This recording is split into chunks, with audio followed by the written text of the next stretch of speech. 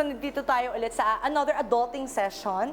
And we are ongoing with our guests na sina Mark, Noemi, and Miss Anne. So, Miss Anne, ano ba yung masasabi ng mga companies, or at least siguro, you can also share us your personal opinion, on the observation na marami na nga daw demands or requests yung mga Gen Z employee? Yung masasabi ko doon, kasi dapat titingin muna sila sa financial stability ng company. Hindi kasi pwede na magdedemand tayo ng mataas na sahod, pero hindi naman kayang i-provide ni company during nasa sales nila, kumbaga, kung mataas or what.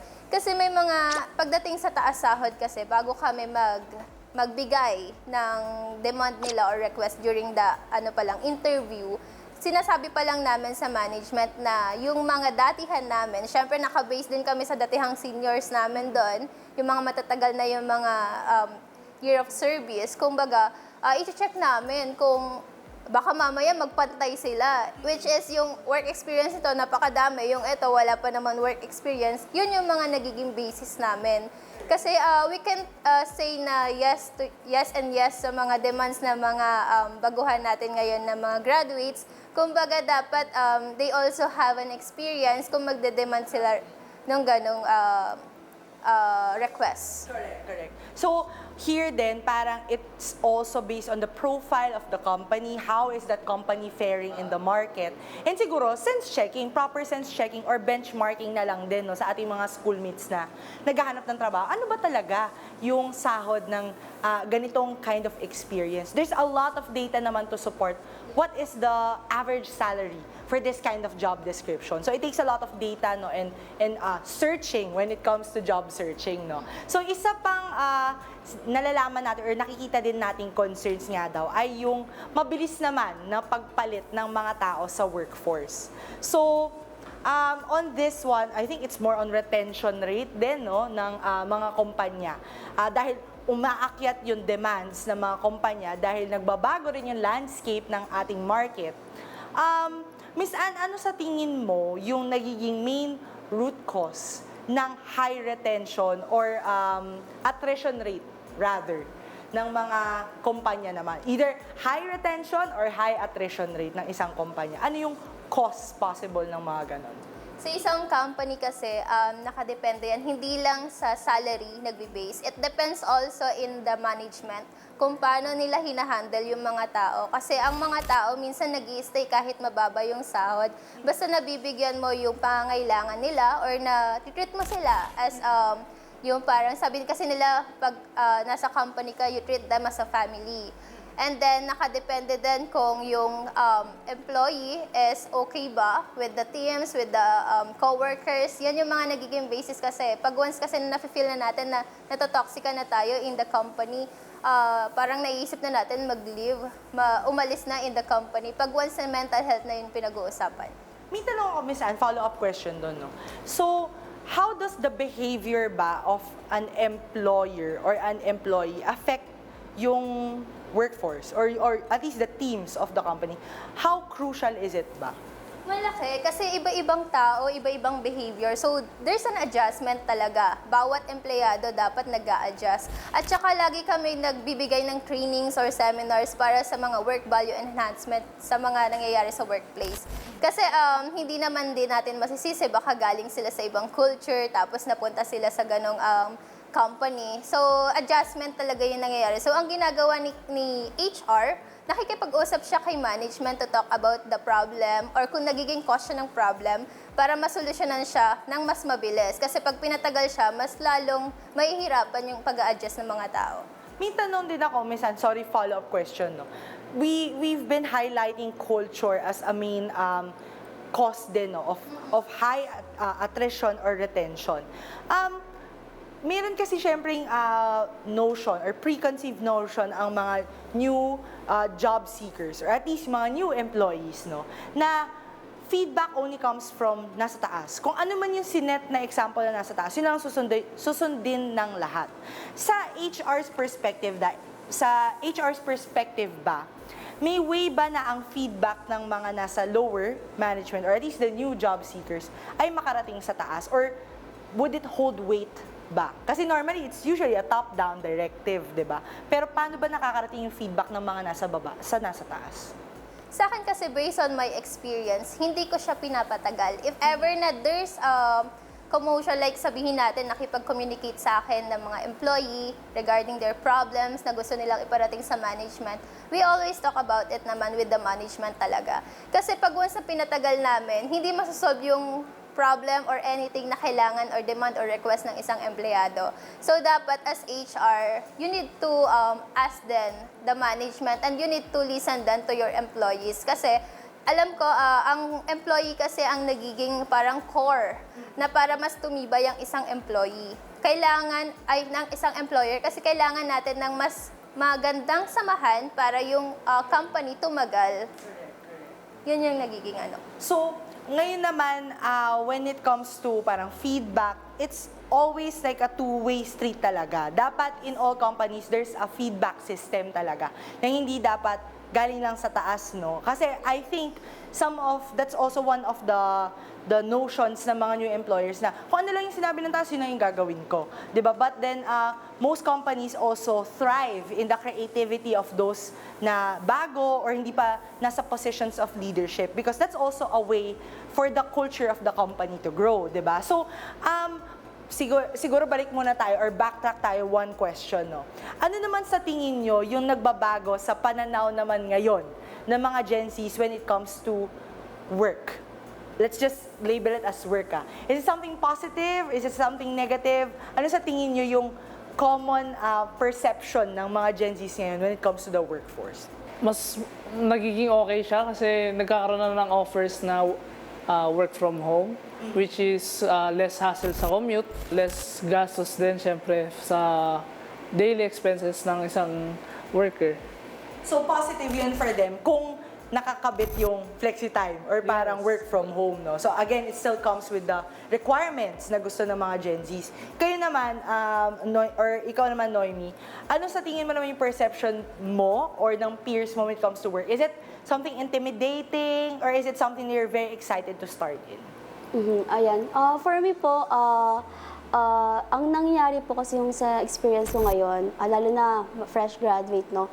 Exciting po na magkaroon ng new experience and then, ayun, finally, di ba, hindi na working student, makakapag-focus ka na sa work mismo. Full-fledged Yes, work. yes po. Ngayon. Ayun. So, ngayon, since medyo minimal lang din naman yung shifts for you, there's that bit of excitement as well, no?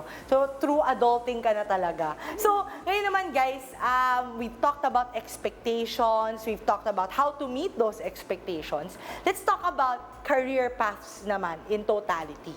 Ano yung mga napapansin nyong common field of interest or demand careers para sa mga Gen Zs? Or why do you think also na ito yung mga na nangingibabaw na careers na ngayon? So siguro simulan ko muna, Mark. Wala akong statistics pero feeling ko still same sa mga old generations, which is yung course din na kinuha ko, IT, since we know that we are always progressing and a lot of companies, they migrate their, let's say, from old traditions to developing softwares that can improve their systems sa kanilang company.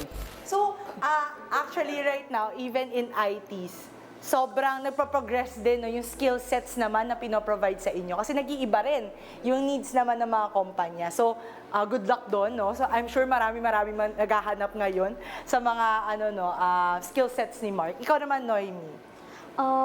Sa akin po, related din sa sinabi niya kasi upon checking, browsing online, no, more on, aside sa IT, yung mga social media managers, graphic designers, wala ako doon. I mean, hindi ko siya field, So, pero totoo talaga na kasi nga, more on technology na tayo ngayon and more on, yung iba po, nag-aano na sila ng mga, kung sa government, e-governance, di ba? Yung pag-ano pa nila doon. Then sa private companies, important din po yung mga ganong skill set, no?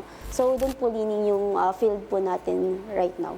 Miss Ann, ikaw, anong tingin mo yung mga nangingibabaw naman ngayon na demand careers for Gen Zs? I think yung mga virtual assistant, kasi most of the my friends also and then other fresh graduates, hinahanap nila yung mga virtual assistant work kasi nga nakakapag-work sila in their house, tapos less hassle due to traffic. Parang nagiging way nila yon as, dito na lang ako sa house, makakapag-work pa ako, makaka-earn pa ako. Parang yun yung hinahanap nila. So, most likely, no, nandun na tayo sa path to digitization talaga and making everything seamless through technology. Meron lang akong, follow-up question. Either of you can answer.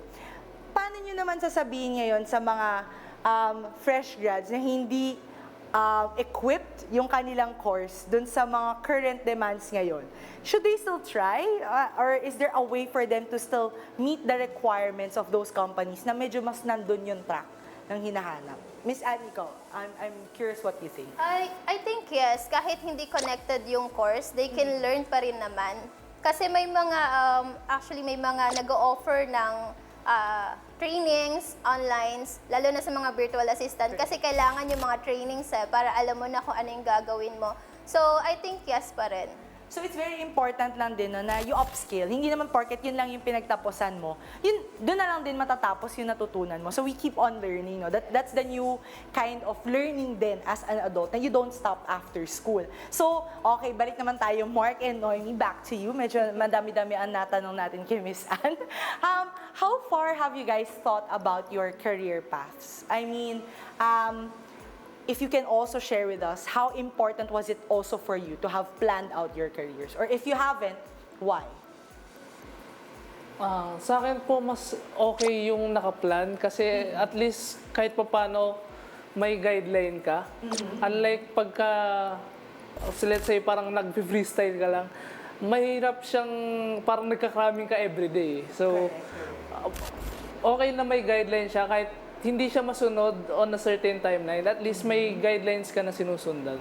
Ikaw ba, Mark, can you share with us at least ano yung parang, how, di ba sa interview, ang tinatanong doon is, how do you see yourself in 5 years or in 10 years? Meron ka na bang ganun kalaking career plan?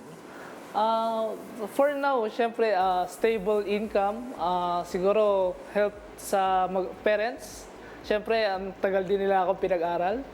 Tapos, tumutulong din sa college education ng kapatid ko. Correct. So, yung career plan mo is hinged on how well will your job be able to provide for these kinds of needs, no? So, doon talaga nakaangkla yung, or motivation, ika nga, as how HR would say it, di ba? It's what motivates your employee. So, okay, thanks, Mark, no? Ikaw naman, Noemi, how do you see yourself in 5 years or in 10 years time kung ganun kalayo? Ayan, first po yung kanina po yung planning no sa career path po. So kwento nga naman po kanina no na even before graduation nag-job seeking na po ako.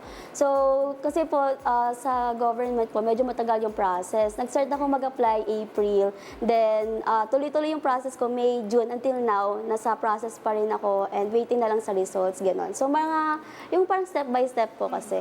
So ngayon nakikita ko yung building pagka dumadaan ako. Syempre pinapangarap ko yung building na yun Sabi ko, minamanifest ko na dyan ako mag-work right after the graduation, ganon. And I'm seeing myself, no, to answer your question po, 5 years or 10 years from now, is still working doon sa government na yon, sa government agency na yon. Why? Kasi po nakikita ko yung value ng yung value ng agency na yon, yung core values nila, which is, yun nga po, in public service, kasi doon po nakaangkla yung course ko. So, syempre, yung career, ipupursue ko siya aside sa kailangan ko magtrabaho, pero gusto ko din po makatulong sa kapwa ko Pilipino. Wow! So, medyo iba-iba rin yung sagot natin. No? Yung iba medyo practical, yung iba medyo may sense of purpose. So, I think that's also something that schoolmates would also need to understand. No? How do you seek yourself in the middle of seeking the market? So, guys, dyan lamang kayo dahil tuloy pa rin ang ating talakayan sa pagbabalik lamang ng Schoolmate!